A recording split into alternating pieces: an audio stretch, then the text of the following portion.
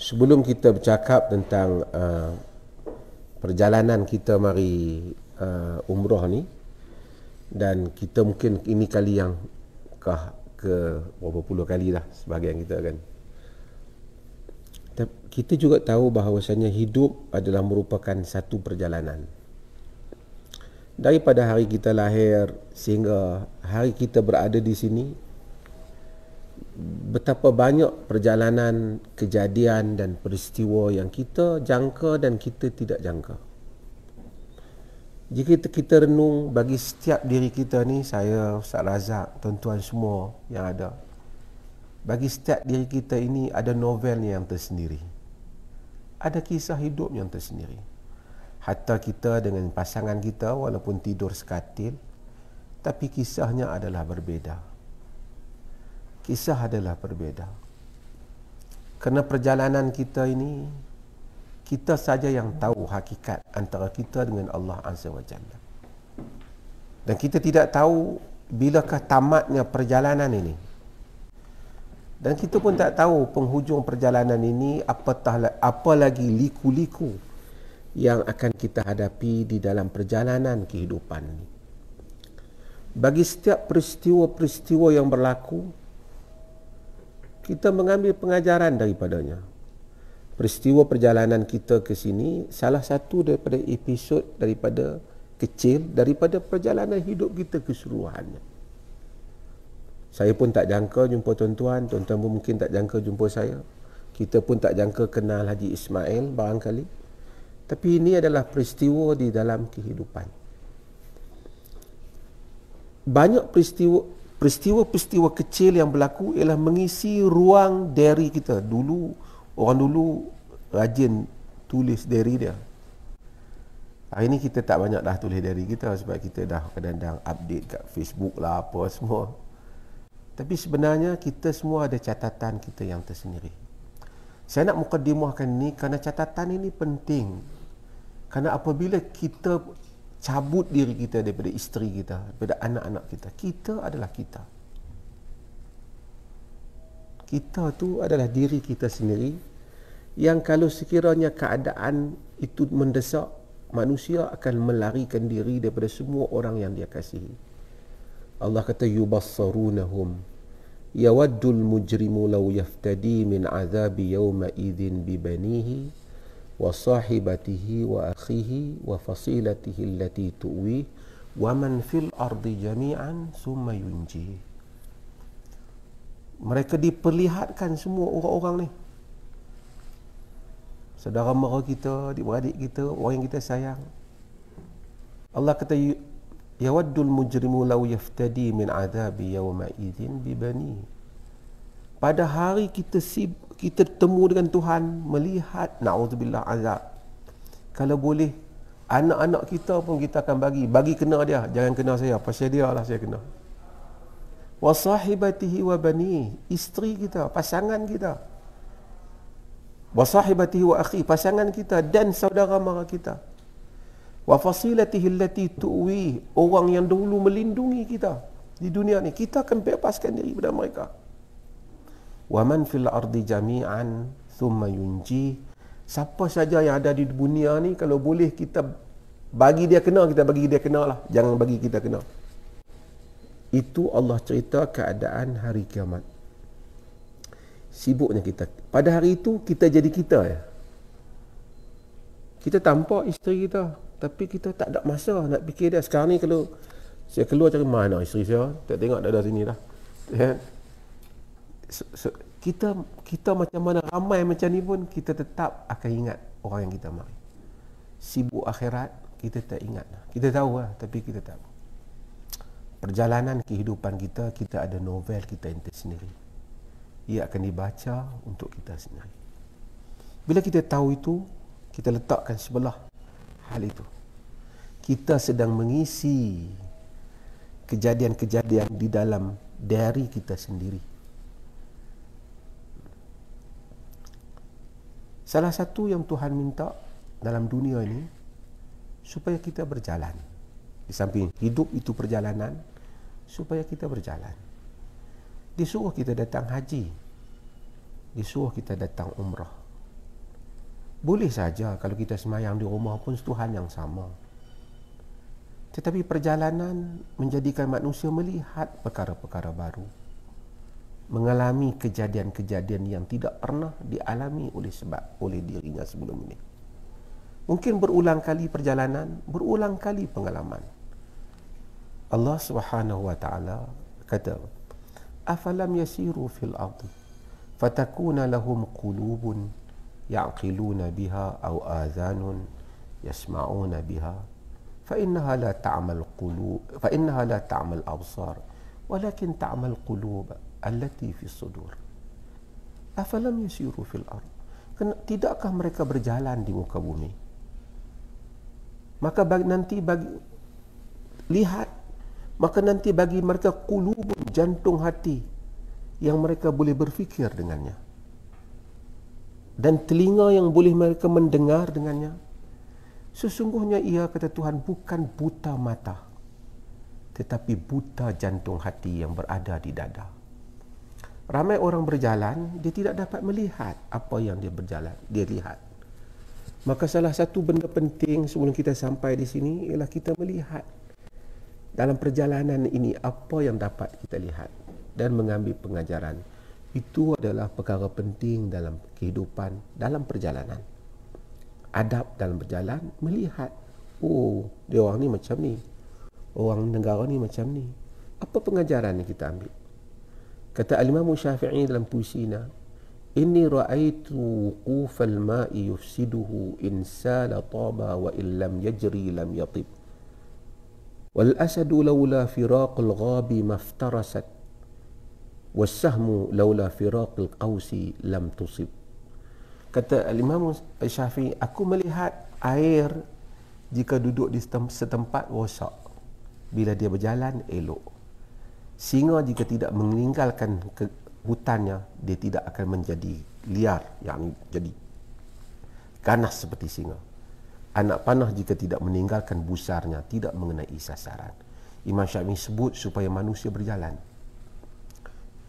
Tapi berjalan, ramai orang berjalan, kita pun sibuk jalan, tengok handphone apa, kita kadang-kadang tak sempat tengok. Kita berjalan untuk melihat. Berjalan untuk melihat. Ini adalah perkara penting di dalam adab berjalan. Apa benda yang kita dapat? Kemudian, perjalanan menjadikan kita hal yang sama kita buat solat di rumah, tapi solat musafir lain. Berjalan, orang yang nak berubah, dia mesti berjalan. Orang sebut sebahagian ulama-ulama yang begitu sempit pikiran mereka kerana tidak banyak berjalan. Rahal, para pengembara, mereka mengembara dan melihat banyak hal keadaan dan mengambil pengajaran daripada perjalanan kehidupan.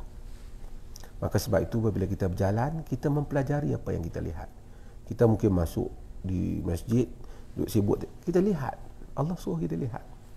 Lihat orang, lihat manusia, lihat diri kita. Kita duduk di tempat yang baik, alhamdulillah, Allah bagi.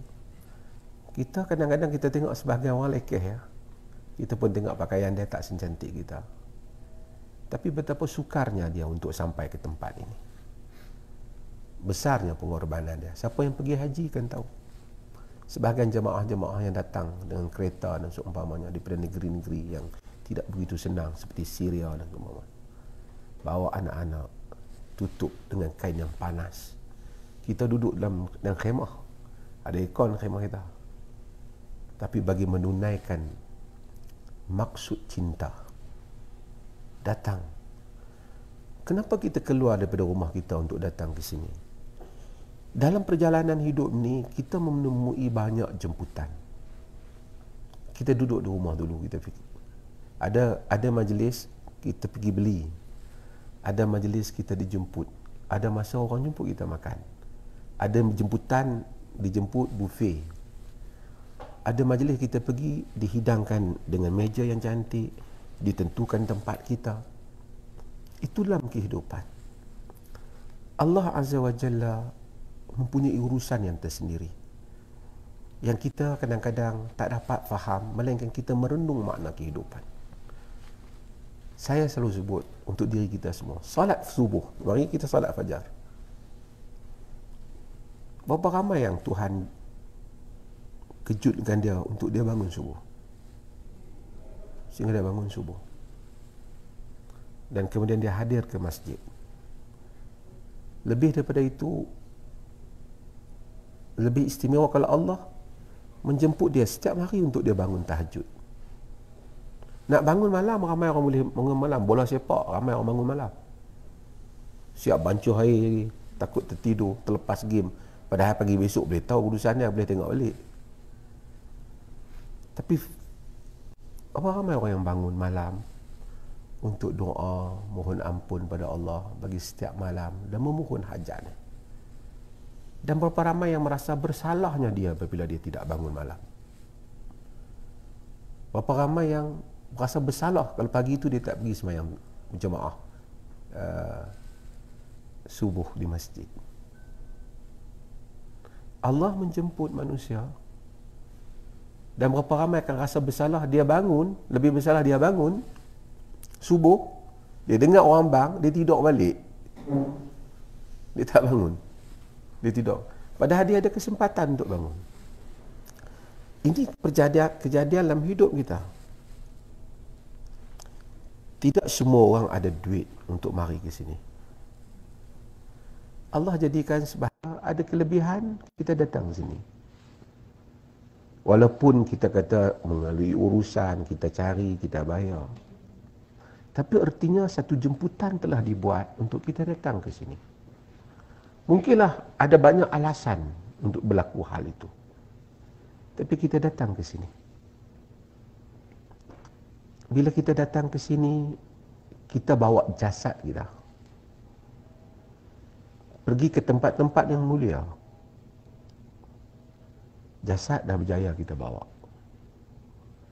Tapi adakah kita berjaya membawa ruh kita bersama? Sehingga kita memaknai perjalanan yang kita bayar ni sehingga sampai ke sini. Agama ni, nanti mungkin ada sesi kita tanya hukum hakam. Hukum satu hal. Tapi satu bahagian besar dalam agama ni ialah soal hub, soal cinta. In kuntum tuhibbunallah fattabi'uni. Jika kamu cintakan Allah, ikut aku, kata Nabi. Soal merasai makna cinta pada Allah dan makna cinta pada Rasul. Di situ menghadirkan kita salat malam, menghadirkan kita menangis, menjadikan kita itu khusyuk, menjadikan kita itu menyalahkan diri kita jika kita rasa kekurangan di hadapan Tuhan. Nilai-nilai ruhi ini tidak dapat dicapai hanya dengan pergi masuk universiti, belajar pengajian Islam. Tapi ia melalui jiwa yang dididik dan diasuh, yang beristighfar, yang melangkah ke masjid, yang mengharapkan Tuhan ampun, yang diuji oleh Allah, yang melalui kesakitan, penderitaan, yang melalui berbagai-bagai pengalaman dalam hidup, sehingga ia memaknai makna cintakan Allah dan Rasul. Ini adalah perkara penting dalam perjalanan, sehingga kita, Nabi SAW, memang Nabi kata, salatu fi masjidi hadha afdala min alfi salati fi ma siwahu ila al-masjidil haram. Semayang di masjid aku ni lebih baik daripada 1000 salat di tempat-tempat yang lain selain daripada Masjidil Haram. Salat, semua orang boleh salat. Tetapi tentulah tak sama salat orang yang khusyuk dan orang yang tidak khusyuk. Kita telah berjaya membawa jasad kita ke sini.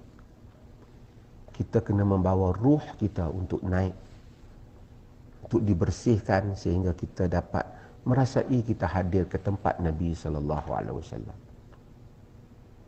Kita hadir ke sini.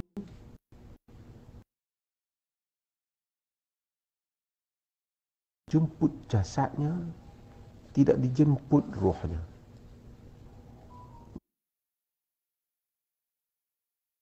Mudah-mudahan kita ni dijemput jasad kita, dijemput roh kita. Maka kita datang, mudah-mudahan setiap langkah kita ke masjid ni diampunkan Allah, masuk ke dalam masjid, salat, doa. Dan kita pun tak tahu bila lagi kita nak datang, tapi ini adalah kesempatan awal. Saya tahu semua orang bila mari banyak benda kita excited, fikir nak beli tu, nak beli ni. So, okay, bukan salah. Tapi ruang ini kita jangan rugikan dengan ruang untuk kita membangunkan ruh. Manusia ni iman yazid wal yanqus, turun dan naik. Tapi kalau kita gagal menaikkan iman kita dalam bulan Ramadan, dia ada sesuatu yang tak kena dengan kita. Kalau kita gagal untuk menaikkan iman kita ketika kita hadir ke Masjid Nabi, ketika kita tawaf, ketika kita sa'i, ketika kita sujud, ketika kita berdoa, ketika kita istighfar. Sehingga kadang-kadang Allah jadikan ramai orang beristighfar tidak merasai kelazatan istighfar. Ramai orang berselawat tidak merasai kelazatan nikmat berselawat kepada Rasul. Ramai kita yang berdiri dalam salat tidak merasai dia sedang bersalat. Tubuh kita hadir, diri kita tidak hadir. Maka ini adalah saya nak sebut muqaddimah umum berhubung dengan diri kita ini. Diri saya khususnya dan juga mungkin diri tuan-tuan juga. Bagaimana inilah makna tazkiyatun nafs, membersihkan diri setelah kita berjaya datang ke sini. Memaknai apa rasa kita apabila mengenangkan Nabi SAW, masuk ke dalam masjidnya, ketika bersolat di dalamnya. Tapi kalau kita dry, rasa kita sama saja, tak ada apa yang kita tersentuh dalam jiwa kita dalam satu perjalanan yang kita belanjakan ini, maka bimbang ia satu kerugian untuk diri kita. So, mudah-mudahan kita dapat memaknai hal ini dan saya jadikan ini sebagai mukaddimah kerana banyak ustaz ni ada depan ni, insya-Allah kita ambil manfaat bersama dan kalau ada perbincangan kita boleh bincang semua. Terima kasih.